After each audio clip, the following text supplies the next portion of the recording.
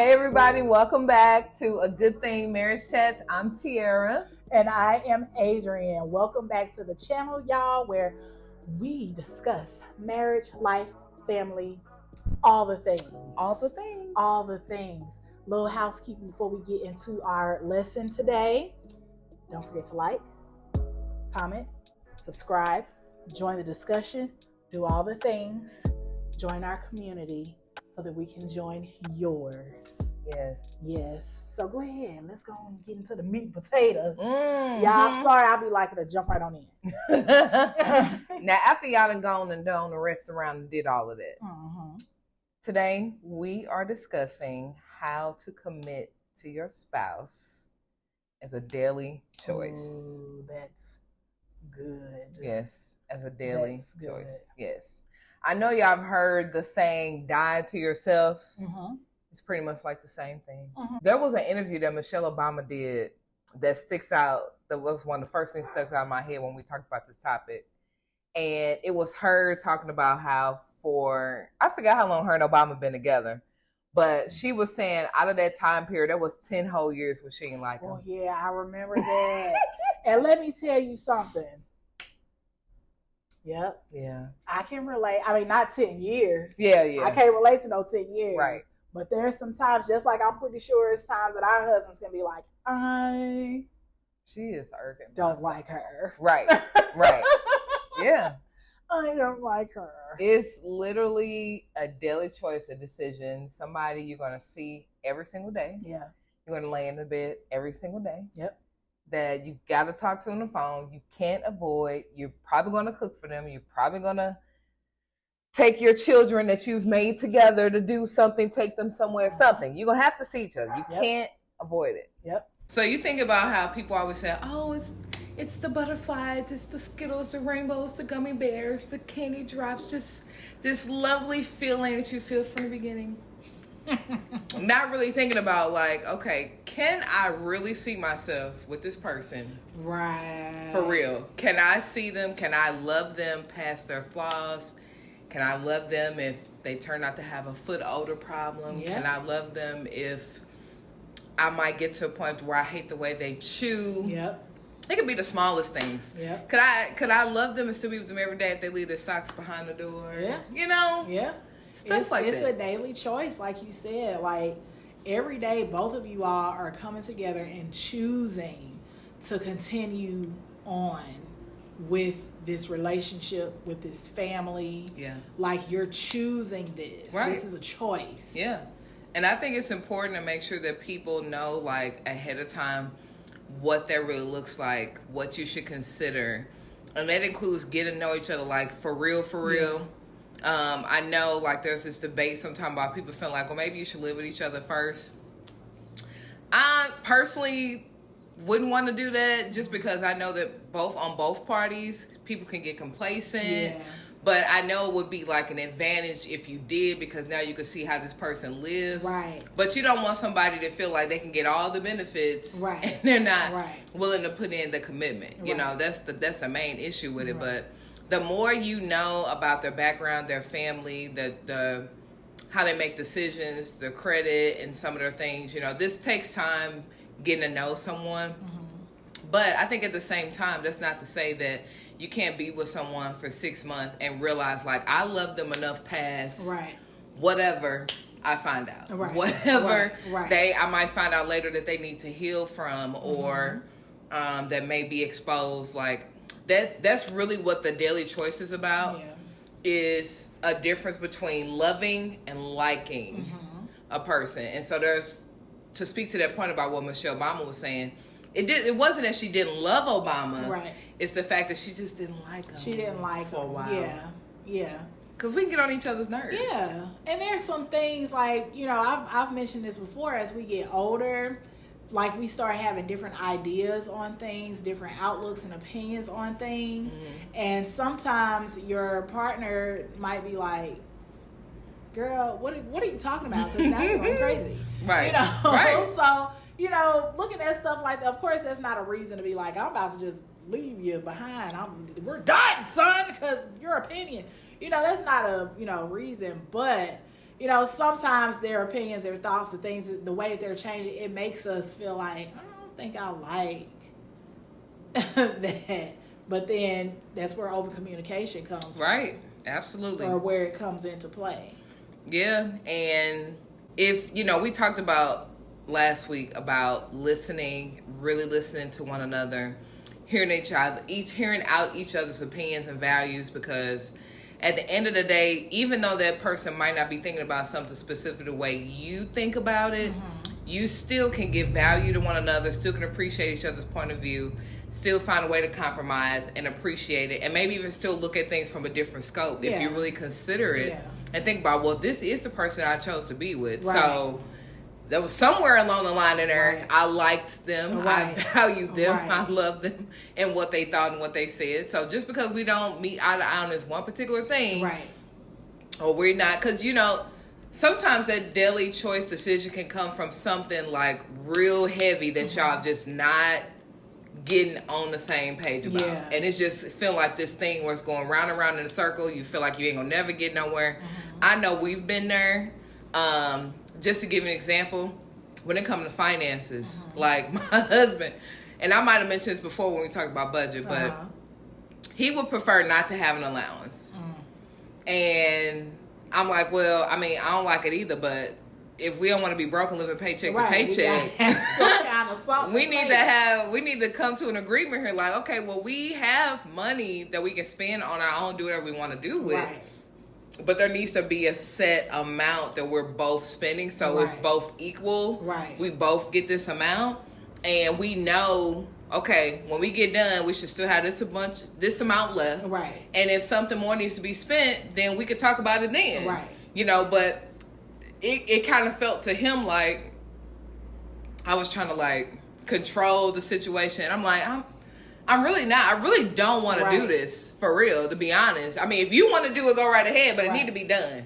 It needs to be done by you and me. It got to be done either way. One way or another, it's going to get done. Yeah. And then a lot of times, too, still kind of talking about like the beginning stages when you're with someone and learning them.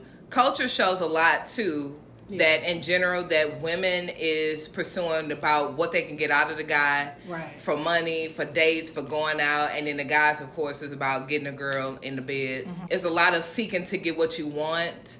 And that's just not a good setup. It's a setup for failure. So if you're in the mindset of wanting to get married and committed to somebody where you're making a daily decision to love or like them, then you got to get out your what I want, what I want. I mean, some people are like that. That some people are like, you know, what could I get out of him and what could I get out of her?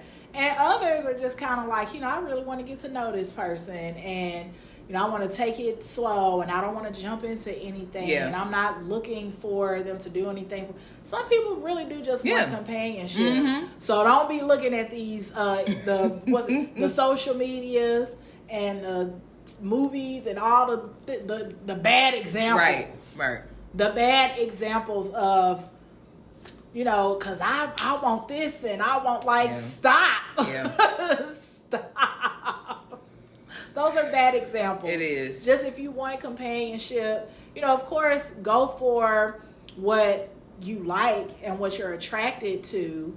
But, you know, don't look at it like it's a transaction. Even though, a lot of people look at marriage and committed relationships as transactional, and they are.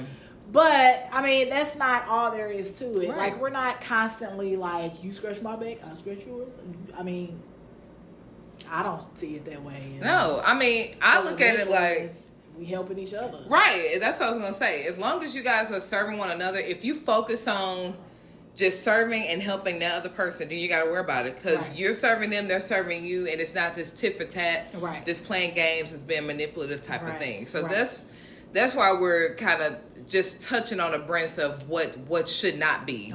Like, if you're in these mindsets, if that's what you're focused on, then you're not ready to really commit to your spouse as a daily choice. So that's more of like a before type of scenario. Now, if we talk about what it should look like, that's building a solid foundation on friendship.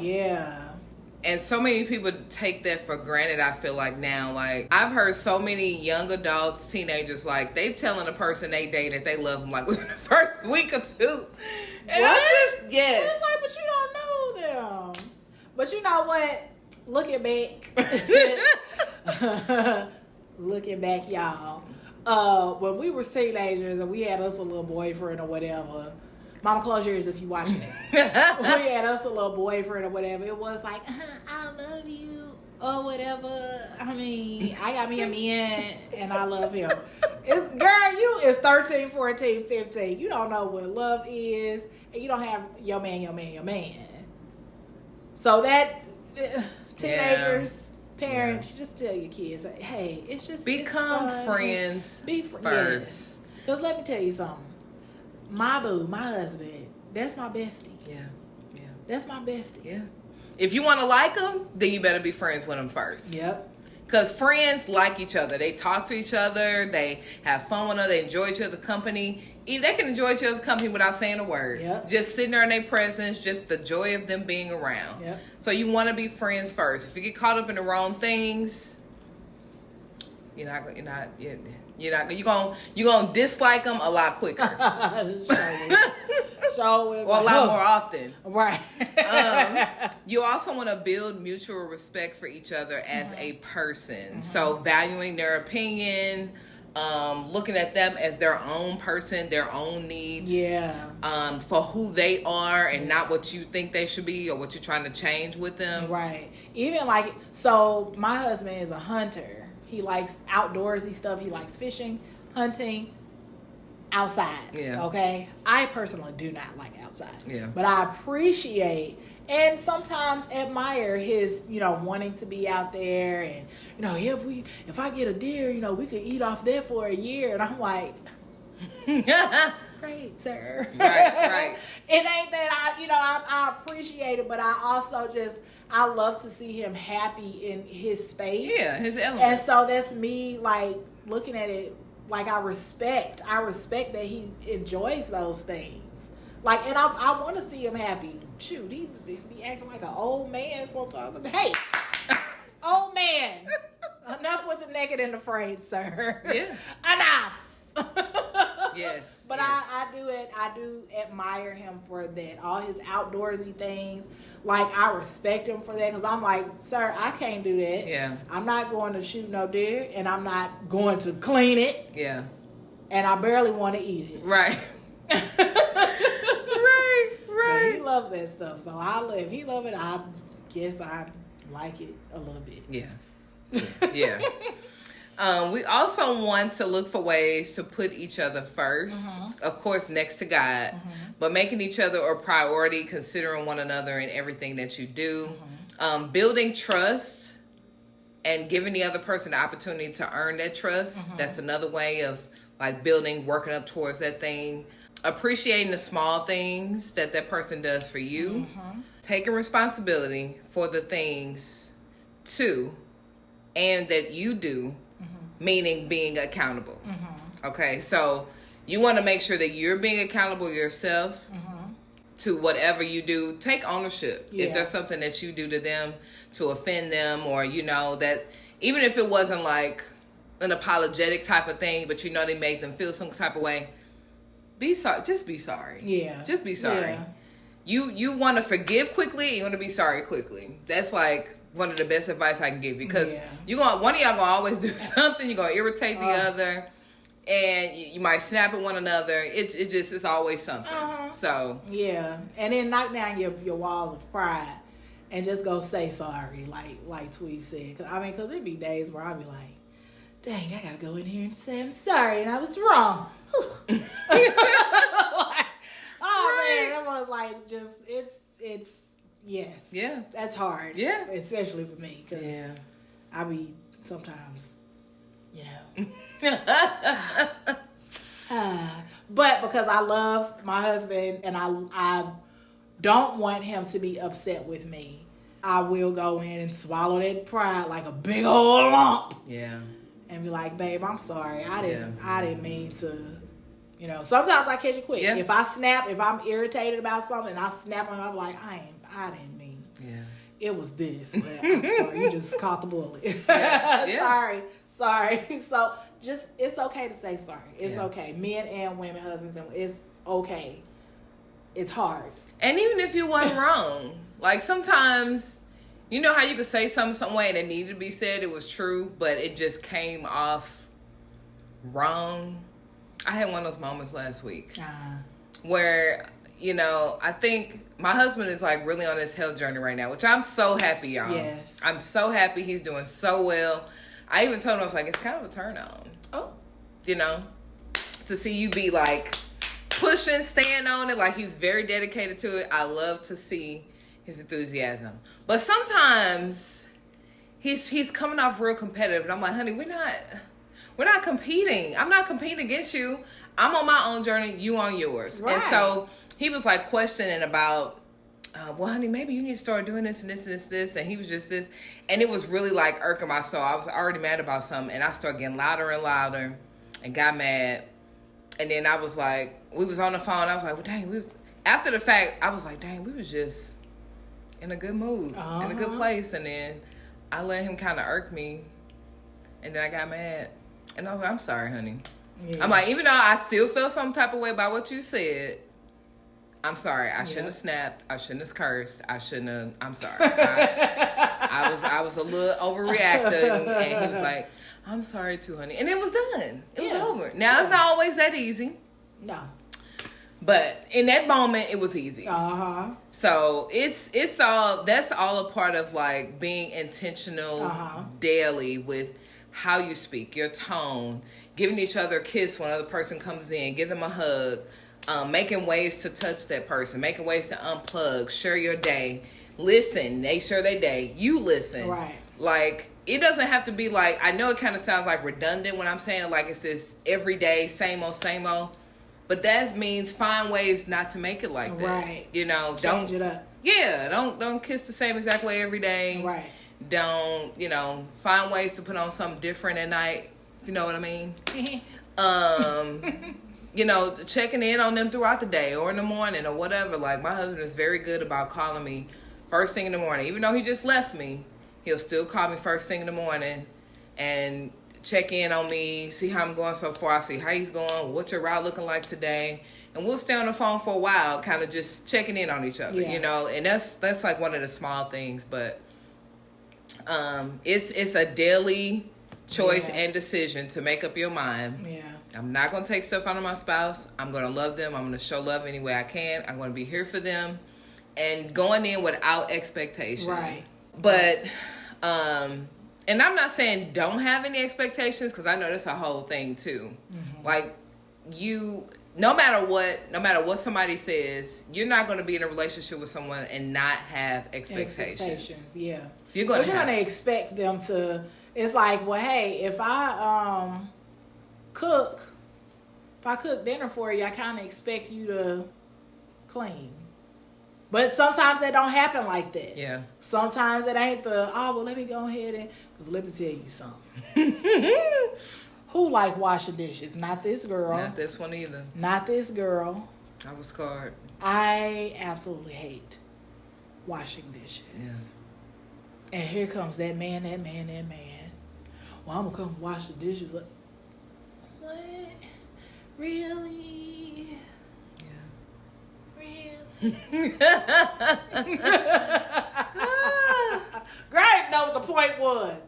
I just know I love that man. Yeah. We were just talking about changing it up and making sure you're doing things for one another and stuff like that. Yeah. Sleepiness and ADHD.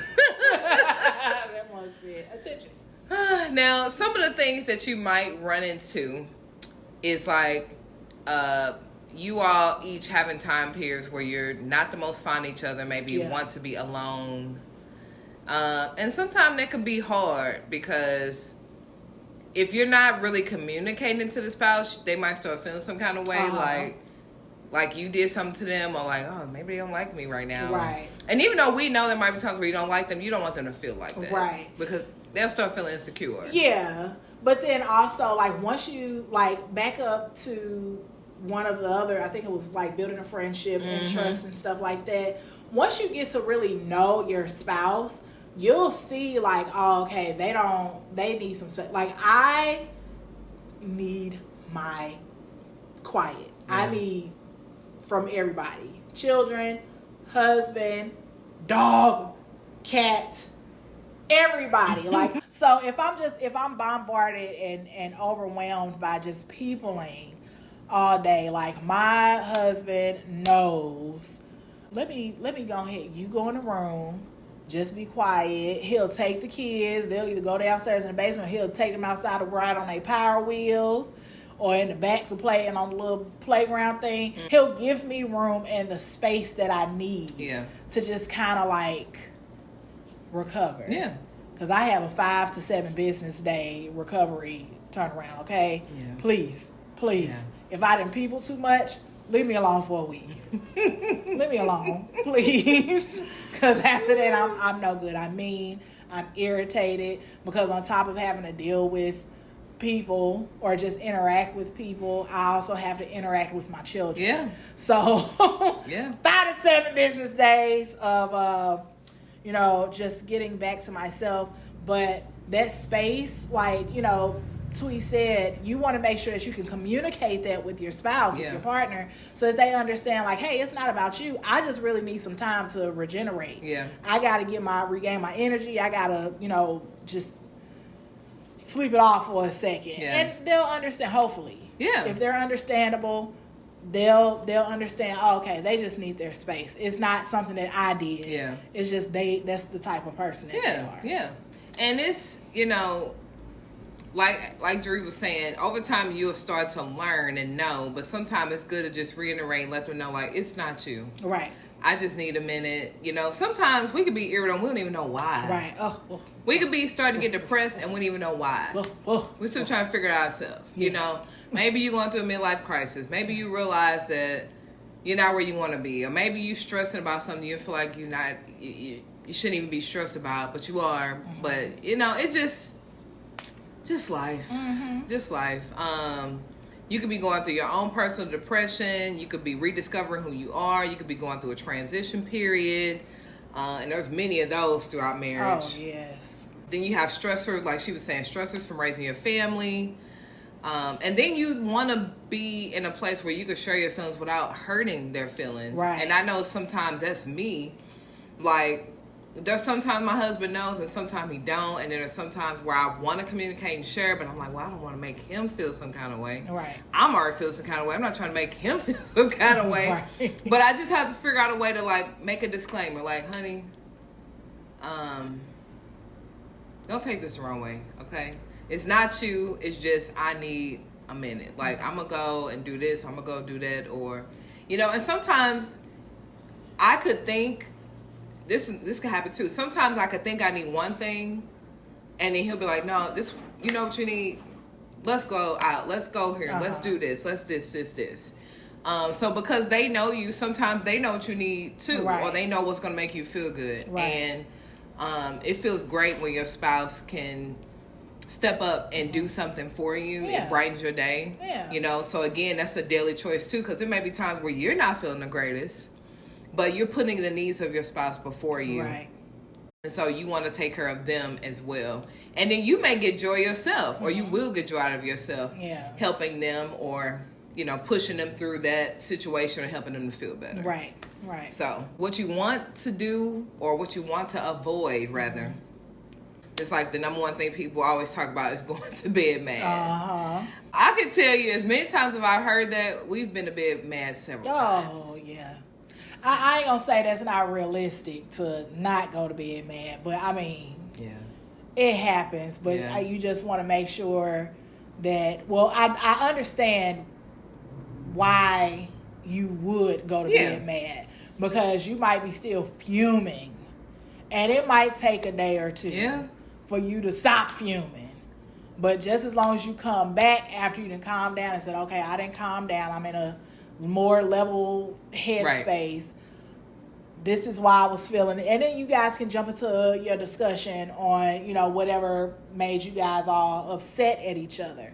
But I don't think it's realistic to not go to bed, man. Does that make sense? Yeah, I know. I agree. I agree. Like we said earlier, it's going to be some things you can forgive right away, and then some things going to take you a minute. Yeah. Some things you be mad, some things you're just still disappointed, or your feelings are hurt or nothing like that now. Some people take it more to the extreme, but like, nah, you can go lay on that couch. Nah, you can go lay in that man cave. I haven't done that. Trust me, there's been times where I wanted to say, maybe it wouldn't be the best if we was both in here right now.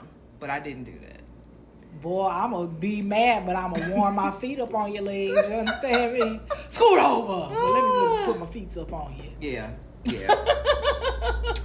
And then you also want to avoid talking to everybody else but your spouse. Yeah. You can get caught up in that because you're going to be talking to people at different times, different days or whatever. And I'm not saying you definitely want to have a circle or village or a friend that you can vent to about certain things. And we've talked about that, right? About your village. Yeah. But it's not for everybody. And you definitely don't want to start talking about everybody before you even talk to them. Right. Don't let them be the last person. Right. But it's important. Communication, I can't stress it enough. You also want to avoid not taking things to God and praying about them as well. Yeah. And I know sometimes that's easy for us too because we're just so caught up in our emotions. I know myself personally, I've had many a times where I was so heartbroken about something, especially concerning my children. And all you can do is sit there. Like you know God knows where your heart is, but you just don't know what to say. Right. And it's probably because you're trying to keep from crying. Right. It could be the same thing with your spouse, you know, where, you know, your feelings really got hurt or disappointed or whatever the case. And you're just so frustrated, like, you don't even want to talk to God about it. You just want to sit. But I think with that is similar to the don't go to bed. Yeah. Mad. I mean, like Tweet said, God knows our hearts. You know, so he probably really do be like, just go ahead and take a couple days. I know. Yeah. I know. Look, patting us on the head. I know. It's been plenty of times where I'm like, that's your child. That's your child. I need you to do something because you get on my nerve today. But yeah, like Adrian said, he knows. He understands. You also want to avoid being prideful when you realize you're not getting anywhere and seek the help that you need. Right. And that's going back to what we were talking about earlier about certain things where it's just like it's rolling over for some days. Y'all can't come to agreement. You're still bumping heads about it. Okay, after so much time and you realize y'all not getting nowhere, you need to do something because all you're doing is stirring the pot, allowing for it to boil over, allowing the enemy to get in your mind even more and point other stuff that's making you mad too. Other reasons why you don't like them. Like, maybe I should just... Next thing you know, enemy real slick about suggesting things. And so he'll start making you think, oh, maybe you need to separate. Or maybe it's because they're cheating on you. Or maybe because you need to get a divorce. So, just like the worst, the extreme. He's good at that. So fix stuff as it comes along. You're going to see this person tonight. You're going to see them tomorrow. You're going to see them the next day and the next day. Right. So, okay, take your 5 to 7 minutes, couple of days, or even 5 to 7 business days if you really need it. But talk though. But work it out. But okay, we're not getting anywhere, so let's call pastor such and such. Let's call counselor blah blah blah, and let's get in somewhere to help us talk it out. Right. Because as much as I know some people don't value counseling, and it just seems like, oh, we just gonna go spread our business. Well, a lot of times, the best part about counseling, we're gonna get into this later when we get into counseling, but I'll give you this one thing, is you all feel in a safer space to say things that maybe you didn't say at first. Right. It shouldn't be that way because you guys are friends, but I firsthand know that, again, when you feel like it might hurt their feelings or now you feel like this is a time where you really feel heard because maybe if you guys are both like amped up and upset, you're just trying to get your point across. Right. If it's gotten to the point where it's boiling over like that, that's where your mindset is. You're not really listening to each other. You're not listening. And it's good to have that non-biased person there to kind of help mediate. It makes me think of like peer mediation. Yeah.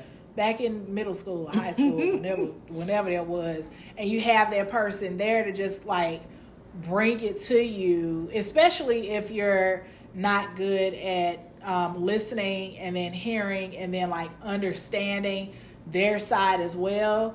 If you're so busy just like, no, because you can't hear what they're saying, and you also can't relate to where they're coming from because you're so busy, trying to be heard. Yeah. And so, and then that, you know, also on they're probably like, dang, she probably just want to be heard. Or you just need that non-biased person there in the middle to just kind of help mediate. You know, if it's something like Tweet said that you guys just can't come to a conclusion on, have somebody else come in that can bring you a different way of looking at each other's point of view. Yeah, absolutely. You also want to avoid being manipulative or playing games. Now, this is not going to be a lot of people cases, but I hate to say this because I feel like it just should be a no-no, but you know who you married. And so we know that if this person I've seen some marriages where, especially on the men's side, they might be kind of manipulative or they're playing games. And then there's times too where we as women, I know there's been time where I wasn't like fully mad no more, but I felt like I needed to still hold it out a little longer because I need you to understand where I'm coming from. Right. I don't want you to know that I just forgave you like that because I love you so much. Right. I need you to understand where I'm coming from because I don't want this to happen again. Because I need you to hear me because I want you to know that you hurt my feelings. Right. And you want them to have the severity of understanding from your point of view, you know? I don't like that though, because to me, I still feel like it's playing games. Yeah. And you should be upfront and honest with each other about everything. Yeah. You know? Yeah. There's a lot of, I see a lot of like couples now, or just the way that people date now. Like I live vicariously through like my cousins and sister and things like that. But it seems like the way that they date and people date is always some kind of game or some kind of like, I don't know, some kind of something where it's like, is this a puzzle? Is this a mystery? Yeah. A murder mystery type of thing. Like it just seems like it's very exhausting to play games, to be manipulative like that. Like that's exhausting. And let me tell you something, if I was in a relationship with someone like that, I would not be choosing them daily. Yeah. I maybe week 2 would be like, you know what, Pikachu, I don't choose you. I don't, because it just sounds very exhausting. Yeah. Instead of just being open and honest. Like, I understand that being open and honest is hard as well. Yeah. But trying to keep up with the manipulation and the games, it's just like, ain't that so much? Yeah. Spending a lifetime doing that. Oh, Jesus. And then there's also like with the manipulation tactic, a lot of women talking about their husbands having this weaponized incompetence. Yeah. Yeah. Like, who wants to deal? Right. Who wants to put up with that? Who wants to put up with that? But like you said, you also know who you married. Right. You also, like, those are signs. Those are things that are there in the beginning. It's just up to you to be like, I mean, I could deal with it. Yeah. Yeah. You know, so that's right. Me personally, Yeah. My patience is very no. This is the size of my patience, and these fingers are kissing and hugging. I ain't got no patience, okay? Oh, man. And then the last one I want to talk about is intentionally withholding sex for, I'll say more so from an extended amount of time without resolving things, like from a power's sake. You know, and it's usually going to be the woman withholding from the man, of course. And I think a lot of times, like, the men might not consider that or think about just the fact that we as women are very, like, emotional people and everything stems from our mind. Yeah. And so it may not necessarily be that you're trying to withhold it back. It's just you're not in that headspace. You're not in that headspace. I don't want you to touch me. If we're not connected, leave me be. Yep. Leave me be. What did I say? 5 to 7 business days? Leave me be. Yep. I don't even know you. Yeah. I don't even. But no, we should not want to do that. Yeah. I don't want to say, women don't do that. You're supposed to give it to your husband. I don't want to say that. Yeah. No, if you're just not in the headspace to do it, don't force yourself to be in the headspace. Yeah. But try to make sure that you're resolving things. Right. Not to get the upper hand, not to see. I knew if I held out that he'll come around. Playing that's games. Going back up to playing games and being manipulative. Yep. Like, yeah. Overall, it sounds like, in choosing your partner every day, that choice, like you're choosing to listen, you're choosing to understand, you're choosing to connect, to resolve issues, to work together as a team. You're choosing all of these things together every single day without like all of the other things. That's why when people say like marriage is hard It sure is. It's hard because when you think about it, like, you have those old uncles and aunties that hate each other tremendously, but they've been married for 50, 11 million and even 8 if they're years. sleeping in different beds. Sleeping in different beds and everything. I don't want to be like that with my husband. Yeah. I want us to grow up and be friends. It's this older couple that I see walk down my neighborhood. Everyone, they dress up in the same outfits and they walk and they wave at all the cars. and I'm just like, they are the cutest, and I aspire to be like that with my husband. Yeah. One day I want us to be like, come on, let's go for a walk, honey. And we waving to the people that's driving by just to give them a little cheer or whatever. I want to work as a team. I choose him every day, flaws and all. Yeah.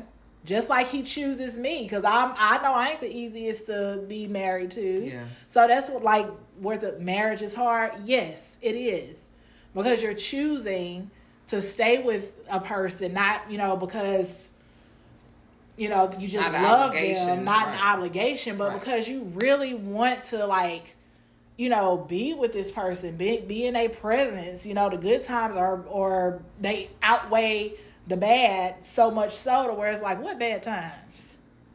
Where the times are good, bad, happy and sad. Hey.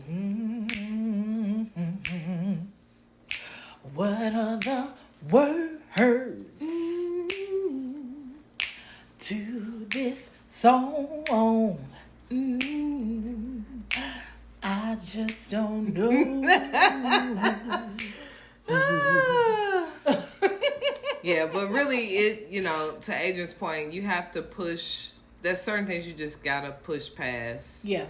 And work through it, and know that you guys can make it on the other side of it, as long as you two are working together. As long, I think that's really what get people to divorce, is when one realizes that they're in it by themselves, and the other person is no longer putting forth the effort and trying. Oh yeah, they've given up, and it's just like, or they made up their mind they're gonna do what they want to do, no matter what you want, not without considering you. That's what gets you to divorce. So as long as you're making a daily decision to forgive, to love, to cherish, to honor, to respect, to choose each other, engage with one another, you can't go wrong. Well, that concludes our video for today. This is a good discussion. It just really makes you just think, but also just value your spouse, and even reflect, what ways can I be better as a spouse? What ways can I make sure that my spouse knows that I value them, I appreciate them? And, with my husband, I ask him every once in a while, honey, what could I do better? Is there anything that I could do that I don't do now, or I could do better at? I think that's important. Because sometimes our perspective, we think we're doing everything right. And your spouse could be feeling like, oh, well, you could, do this sometime, but this might be nice or whatever. And I think it should be on both parties. A lot of times the men are probably going to know what the wife is going to say, because, we usually let them know. All the time. I'm always yapping about hey, this is what I want. I want this and I want this. And then you just be like, oh, okay, whatever. But it's a good opportunity to like say in like a lovey-dovey way, like, honey, instead of being in a way to where it's like you're mad because you're frustrated, with like, honey, it would really be nice if you could start doing this without me asking. Yep.